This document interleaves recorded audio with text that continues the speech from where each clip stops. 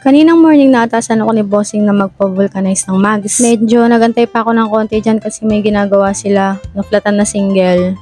Ang chismosa talaga, no? Lahat na lang ng detalye.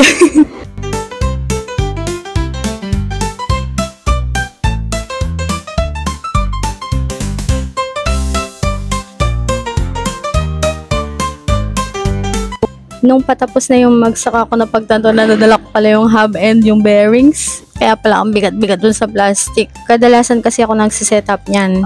Nung nahanginan na yung interior, sabi ko kay Kuyang, napakilagay na lang yung hub and then yung bearings. Hindi daw siya sure kung tama yung pagkakalagay niya since di ata niya alam masyado gawin. Sige ka ako sa kanya ko na lang maglalagay at maglalak. Pakilagay na lang sa mismong mags para hindi na ako magbitbit ng plastic. Di nung nasa shop na ulit, ayan, gumawa na ako ng shower guard. Dahil we value your family's safety, igagahin ko yan. Siyempre, ayoko matalim, ayoko masugatan kayo eh. Ganyan ko kayo kamahal. Ewe.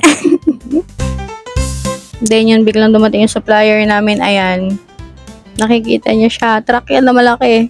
Tapos itong tubo lang yung deliver. After ko magbayad dito yun, tuloy ulit sa trabaho. Ayan, nagbibinada pala sila. Ayun. Ang talas ng mata ko talaga. Then, nilagay ko na yung shower guard dyan. At syempre, yung pinaka-the best ko na logo ng Marvin Works. Ayan siya. Didikit ko ng dahan-dahan. Yun. Ayan yung mga nilinis ko ng ilang araw. Then, eto na sila ngayon. Uy, panis. Quality yan. Shout out sa mga builder namin dyan. Tsaka sa nag-a-upholstery namin. Tsaka lalo na sa akin, syempre. Uy, kapal. Ito yung in-overtime ko kanina. And halos kakatapos ko lang magtrabaho. Ayun, yung green. Yung kulay stainless. Okay na yun.